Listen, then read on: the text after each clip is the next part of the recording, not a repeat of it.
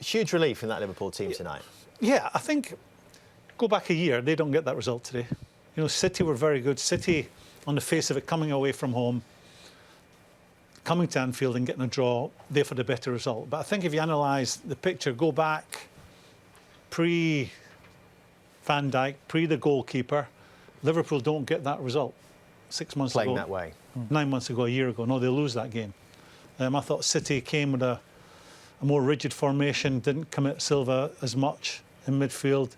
Thought Fernandinho was fabulous for them in not an obvious way, but just someone who broke things up, sometimes bordering on being illegal, but for me did a great job. I think Liverpool should be pleased with that. I felt the 90 minutes that Liverpool had on Wednesday in Napoli would show today. You know, Liverpool play a high-intensity game of football. They got run ragged on Wednesday night. And City had the extra 24 hours to recover, and I thought that would play a factor today. So I think Liverpool should be encouraged that a year ago, they've made the changes, a year ago they lose that.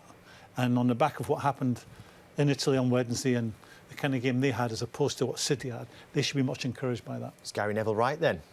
What he's talking about during commentary, that Liverpool can't play that front three, or the bulk of that team, Champions League and Premier League? No, it is difficult because the intensity they play at. You know, the speed, the run intensity, high intensity. But really, you know, you bring Daniel Sturridge into it, those three are going to play a lot of games. But at the same time, it's a positive result for Liverpool, this. But also, I thought Man City showed Liverpool a lot of respect. If you count how many times the fullbacks were really bombing on, I thought they held their shape. Man City learned lessons from last year, because I also believe last year Man City would have thought, we can get at this back four no matter what we do. They were cautious today.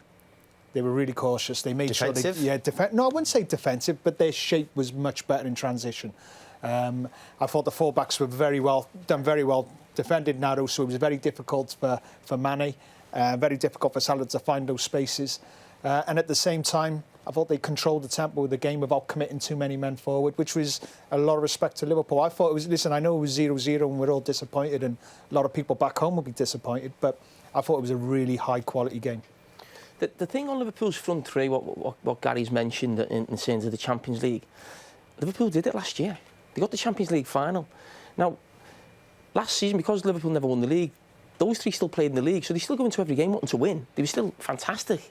Talking about Gary's point, they were 25 points behind City last year. Yeah, but you wouldn't blame that on the front three. That's my point. No. The front three were as good as anything in the league. So you can't say they have to be rested in Champions League. They weren't rested last year. They got into the Champions League last year. OK, that's not the league, and I take your point, but the reason they never won the league or done better last season wasn't down to the front three. They were as good as anything in the league. I think you just got to remember it's on the back of a World Cup. Yeah. 3 players have gone the World Cup. The focus is on Salah a lot. The other two aren't firing at all. I think Firmino's got 1 goal in 5 now. Mane might have 1 goal in 6 or 7. Because Salah's the big name, the star last season, we all focus on him. So for Liverpool to be a Liverpool top of the league now, or level with Chelsea, after 8 games, your front three, which is what you built everything on last season, is not firing, and it will. They're too good to not come back to what they were.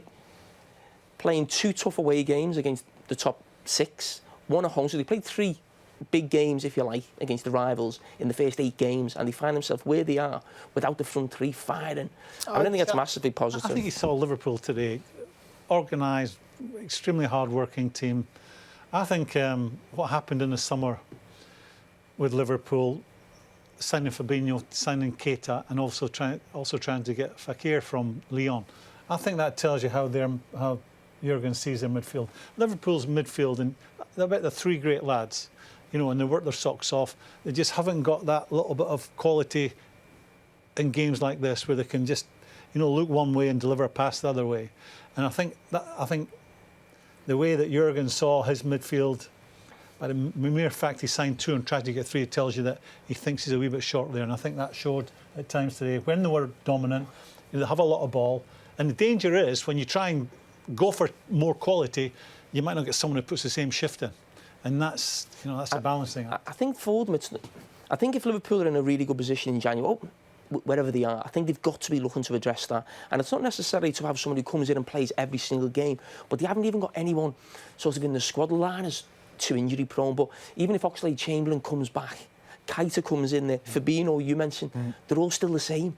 There's no I wouldn't say number 10. Liverpool don't play with a number 10, but someone, David Silva, Bernardo Silva, even if there's just a player in the squad. A door opener. Yeah, exactly. So it's finding a player who can do that, but also puts a shift in when you don't have the ball. And the way he wants to play, Jurgen, which was, you know, what does he call it? Rock and roll football, high tempo, high intensity. Would you get that from someone who's got a bit more class and sees the different? Well, maybe that's why they're a lot better defensive now. Coutinho moves on, so there's a bit more solidity, a bit more protection for the back four. But I'm not talking about that player playing every week. Just the fact that you've got someone in the squad who you can turn to when you feel you need that player. Because even when you change the midfield, it's still very similar. City have got one coming back. They're solid enough. Look, Liverpool are solid enough, especially with Van Dijk going in there. I'm not sure if they need someone higher. I think they need someone defensive midfielder who's got creativity as well, because he's going to get a lot of the ball. I think Jordan sometimes. Well, that's what Fabinho's been brought in. That was 40 million. And obviously, there's a little bit of a concern because he hasn't been playing. But even Jordan, I'm a big fan of his intensity, but at times he looks to get it too deep. He needs to play the other side of the forwards. And I just think sometimes he's too keen to go back, too keen to go sideways. And that's where, if you look at the one who stands out, straight away, is Jorginho from Chelsea. That type of player who's able to then create, also to move men away, to allow one of the centre-backs to step in. And that's where you can outnumber people, especially the way they play with wingers coming inside and then going wide with the full-backs. You were talking about the perfect player then, I think. That hard-working, creative player, Kevin De Bruyne, missing for and Graeme Souness. Everyone misses missing him for Manchester City today. Graeme's just a little bit too old now.